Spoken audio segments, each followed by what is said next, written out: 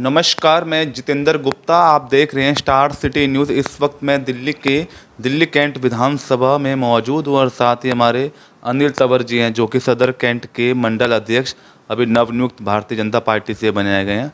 आइए इनसे सीधी बात करते हैं। बहुत बहुत स्वागत है आपका अनिल जी। नमस्कार जी। सर, आपकी जो 40 साल की जो संघर्ष जो आज रंग लाई सर, मंडल अध्यक्ष की आपको एक जिम्मेदारी दी गई सर, सबसे पहले आप अपनी पूरी टीम को क्या कहना चाहते हैं? टीम को मैं कहना चाहता हूं कि हमें आपसी मतभेद भूल के पार्टी हित के लिए ही सोचना चाहिए। आपसी मतभेद कोई वो नहीं है, मान्यता नहीं है, कोई मैटर नहीं है हमारा, लेकिन हमें पार्टी के लिए हमेशा कुछ ना कुछ सोच के चलना चाहिए जिससे कि हमारी पार्टी इम्प्रूव करे। तो किस तरह काम करेंगे? अब आपको एक जिम्मेदारी दी गई नई एक मंडल अध्यक्ष की तरह। जिम्मेदारी मैं 40 साल से निभाता ही आ रहा हूँ, लेकिन अब जो एक्स्ट्रा एक नई जिम्मेदारी मिली है जिसका शायद मुझे अभी तजुर्बा तो है नहीं, लेकिन मैं कोशिश करूँगा इस जिम्मेदारी में खूब अच्छे से अच्छा पार्टी को वर्क करके दिखाऊं, जिससे कि मैं थोड़ा अप होऊं और मेरी पार्टी भी अप होए। जिससे पूरी टीम को साथ लेके चलेंगे सर, जो पुराने हैं या जो नए कार्यकर्ता हैं, सबको एकजुट कर? जी, पूरी टीम को साथ लेके चलेंगे, नए जोड़ेंगे, पुरानों को पूछ होएगी, उनसे पूछा जाएगा हर बारे में, जिससे कि हमें कोई भूल चूक हो रही है या कोई कमी हमारी है तो हमें याद दिला दे, जिससे कि हम उसको कमी को दोबारा ना आने दें। आपका नाम क्या सर? मेरा नाम नीलकमल है जी। मैं करोलबाग से उपाध्यक्ष हूँ ओबीसी मोर्चा जिला में। तो अनिल जी अभी जो बनाए गए अध्यक्ष, तो क्या कहना चाहते हैं, क्या मैसेज देना चाहते हैं? अनिल जी एक अच्छे नेता के रूप में भारतीय जनता पार्टी को हमें बहुत कम ऐसे लोग मिलते हैं जिनके साथ पार्टी में ऐसे लोग हमें भारतीय जनता पार्टी ने दिया है। अनिल एक अच्छा भारतीय जनता पार्टी के लिए एक मैसेज लेके आएंगे दिल्ली कैंट के लिए लोगों को, और अपने साथ उनको लेके चलेंगे। अगर कोई कार्य जैसे कुछ गलतियां हो जाती हैं पार्टी से जो है, उनको ये दूर करेंगे, ये मेरा ये मानना है। तो सर, आने वाले चुनाव 24 के आ रहे हैं, क्या काफ़ी चैलेंजेस रहेंगे इस बार चुनाव में? नहीं, चैलेंजेस तो रहते ही हैं हमेशा, लेकिन हम कभी भी कहते हैं ना कि दुश्मन को हल्के में लेके नहीं चलना चाहिए, तो उसकी भी हम तैयारी कर रहे हैं। जैसे हम अपनी उपलब्धियां गिनवाएंगे, जैसे हमारे माननीय प्रधानमंत्री नरेंद्र मोदी जी ने उज्ज्वल योजना और बेटी बचाओ बेटी पढ़ाओ और सफाई अभियान और जहाँ झुग्गी वहीं मकान और बहुत काफ़ी हैं। सिलेंडर भी अभी देखो सस्ता किया था, और हमारी देश की आर्थिक स्थिति भी काफ़ी मजबूत हुई है, हमारा लेवल भी बढ़ा है। हम पहले हथियार दूसरों से खरीदते थे, अब हम खुद बनाने लग गए हैं। तो ये सारी उपलब्धियां हम पब्लिक में जाके बताएंगे उनको, जिससे कि हमें एक बताते हुए भी गर्व महसूस होगा कि हमारे ऐसे प्रधानमंत्री हमें जो मिले हैं जो हमारे देश के बारे में सोच रहे हैं, ना कि एक परिवार या जातिवाद के बारे में सोच रहे हैं। सर, अभी लगातार आपने देखा कि पखवाड़ा का भी लगातार कार्यक्रम चल रहे थे स्वच्छता अभियान को लेकर भी, क्या इसमें भी आपकी पूरी भागीदारी रही थी? हाँ सर, पूरी भागीदारी रही है। कल हमारी केंद्रीय मंत्री श्रीमती मीनाक्षी लेखी जी थी, उनके साथ हमारे प्रोग्राम था गोपीनाथ बाजार में।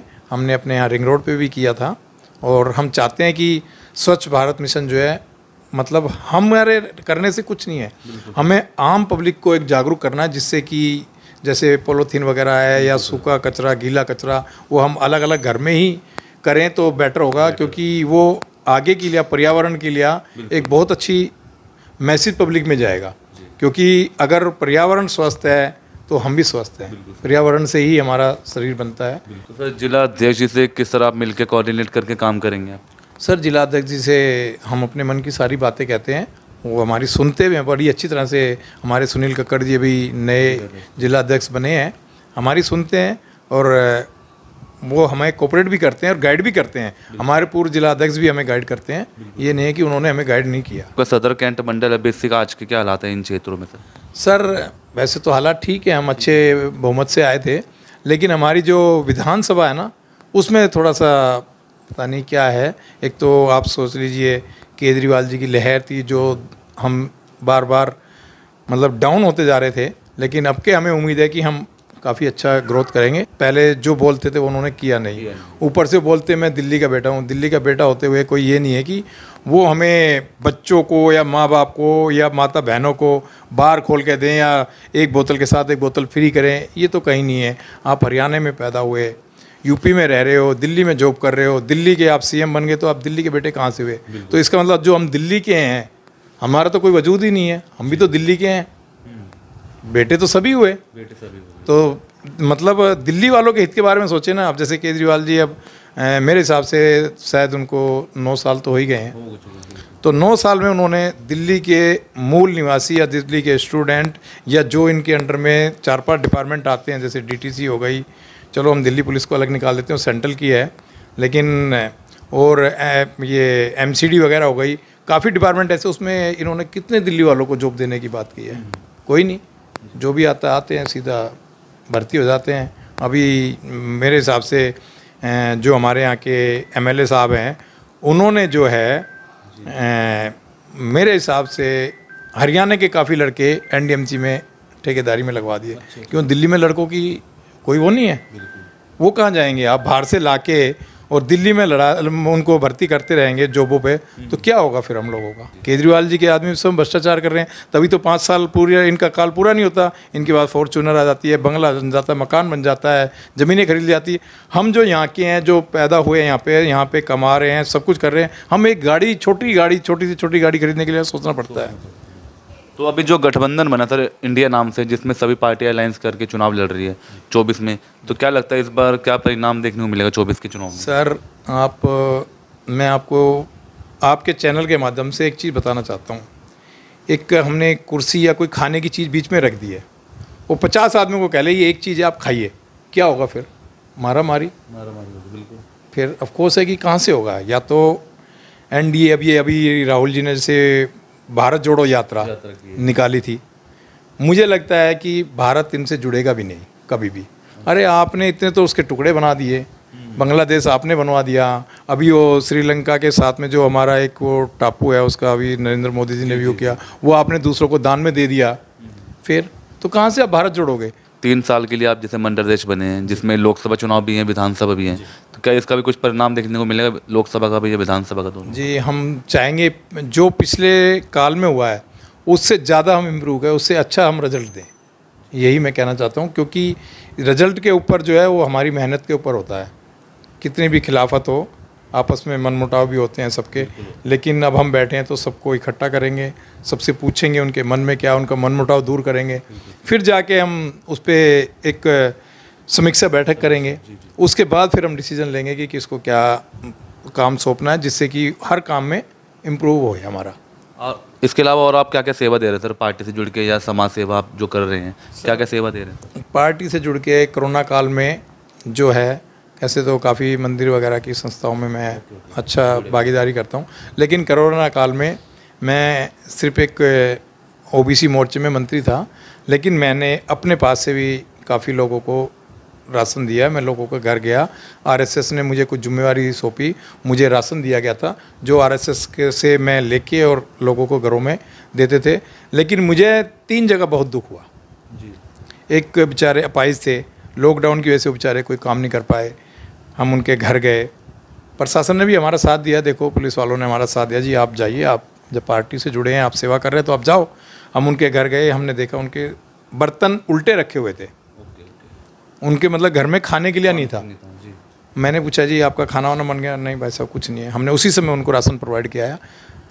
एक लेडीज़ थी बेचारी, उसके हस्बैंड बाहर थे, किराएदार थे, उनको 3 बार मैंने वो छोटा सा 5 किलो का सिलेंडर, 3 बार मैंने उनको गैस भी भरवा के दे दी। मैं कहा जी आप लीजिए, और आपको कोई दिक्कत हो तो आप करिए। हमने राशन बांटा, सैनिटाइज़र बांटा, मास्क बांटे, सब कुछ है। मेरे जो कुछ साथी थे हमारी पार्टी के, वो सब साथ लगे रहे। हमारे जो यहाँ से इलेक्शन लड़े थे हमारे मनीष सिंह जी, वो उन्होंने भी हमें राशन दिया है कि आप पब्लिक में बांटो। वो खुद भी आए स्वयं बांटने के लिए।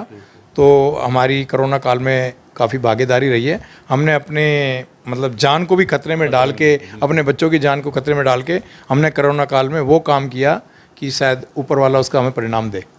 और कुछ लास्ट में कोई अपील देना चाहते हैं अनिल जी अपनी जनता? सर अपील तो मैं यही कहना चाहता हूँ, अगर लोकसभा की देखी जाए तो इससे ज़्यादा मुझे लग रहा है शायद जो हमारे आज हिंदुस्तान में, हमारे भारतवर्ष में हर चीज़ में जो हम ग्रोथ कर रहे हैं, हर चीज़ में, तो शायद अब तक हमने तो कभी देखा नहीं बचपन से आज तक। क्योंकि 40 साल से तो मैं 56 साल का हो गया हूँ, मैंने अब तक ऐसा कुछ नहीं देखा था। लेकिन जो अब हुआ है सारे आप देख लो, रोड वगैरह अच्छी है। और हमारा दिल्ली कैंट विधानसभा तो स्वच्छता के हिसाब से मुझे लग रहा है जितना स्वच्छ वातावरण और स्वच्छ रोडें एकदम साफ़ सुथरी, मुझे हिसाब से एनडीएमसी के बाद शायद दिल्ली में हमारा ये शायद पहला या दूसरा नंबर होगा जी। तो इसका बेनिफिट तो हमें मिलना ही है जी। और मोदी जी ने अभी काम किया, अभी देखिए G20 की हुई, G20 बिल्कुल, हमारे यहीं पे ही हुई और कहीं पे नहीं हुई। और कहीं नहीं। चाहते तो और भी कोई करा सकते थे। अब ओपोजिशन वाले मुर्दा बनाते हैं कि आपने इतना पैसा खर्च कर दिया। अरे कुछ खोने के लिए कुछ पाना पड़ता है, कुछ पाने के लिए कुछ खोना पड़ता है। कौन समझाए? आप सिर्फ एक भारत जोड़ो यात्रा, अरे भारत जोड़ के दिखा दो। आपने वो मल्लद्वीप कौन सा है, इनको दान दे दिया। क्यों दे दिया जी आपने? क्या हमारे पास ऐसे ही है दान देने के लिए है? अरे 14 देश हमारे में से तुम लोगों ने बनवा दिया आज तक, क्यों नहीं उनको रोका? बांग्लादेश आपके टाइम में बना, क्यों नहीं रोका? ये सब एक अपनी पब्लिसिटी है। कभी अभी वो लक्कड़ वाला बन जा रहे हैं, बढ़ई का काम कर रहे हैं, कभी जूती बनाने का काम कर रहे हैं, कभी किसान बन जा रहे हैं। ऐसे मैसेज नहीं आप उस पर दिखाओ। आप जब हम उनका काम करते तो आप हर जगह लोकसभा में रोड़ा अटकाते, राज्यसभा में बिल पास नहीं होने देते। होने दो ना, संसद में पास होएगा, राज्यसभा में पास होएगा तो सबको बेनिफिट मिलेगा। हर किसान को देखो 6,000 रुपये महीना मिल रहा है। तो आप उनके बारे में सोचिए ना। अभी मोदी जी ने, अभी आपको मालूम होगा, सब जो लेबर क्लास के हैं, मजदूर है, बढ़ई है या उनका है, अभी उनके लिए अभी एक फाउंडेशन बनाया है जिसमें हम काफ़ी इम्प्रूव करेंगे। उसका रिजल्ट तो हमें मिलेगा ही, हम बेनिफिट में जाएंगे। धन्यवाद सर जी। तो ये हमारी सीधी बात अनिल तंवर जी से, स्टार सिटी के साथ मैं जितेंद्र गुप्ता।